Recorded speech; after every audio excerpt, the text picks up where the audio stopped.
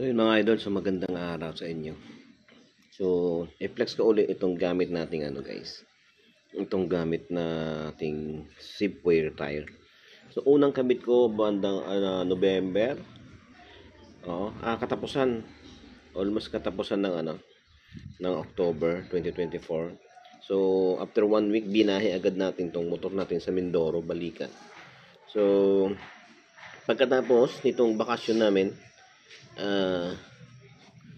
bumalik ulit tayo from Rizal to Cardona Rizal to Rojas Oriental Mindoro. So update ko pa rin, to pa rin yung status ng ating gulong guys.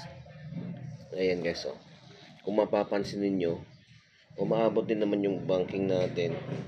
At papansin ninyo guys, nandiyan pa rin yung mga bulbul niya. Bulbul, pangit naman ang term. Ayan, nandiyan pa rin yung mga kanyang ito.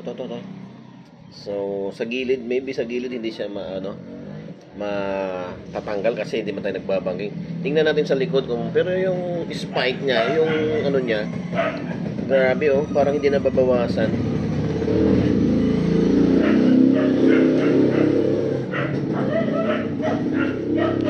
Guys, sa likod. Ayan guys, sa gitna yan, sa gitna. Hindi pa rin siya natatanggal. Yung natin dito. Ayan diba? Gaano kasulit tong safeware tayo.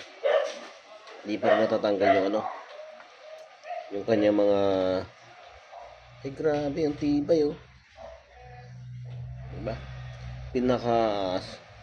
Isa sa pinakamurang ayan pero ang gas-gas ng gulong natin dito, hindi sabihin dyan maabot yung gulong natin sa mga likuan.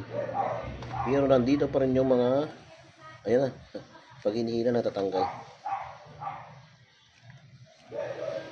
Sulit. Twice na natin siyang binahin ng Oriental Mindoro, balikan guys. Pero ang status ng gulong natin at daily natin siyang ginagamit mula kinabit natin ngayon January 11 at October natin siya kinabit. Ayan, parang may pa yata, may pako ba yan? Bato. Alright guys, yun lang muna ang update natin sa gulong natin. Zipwire tire, Zipway tire.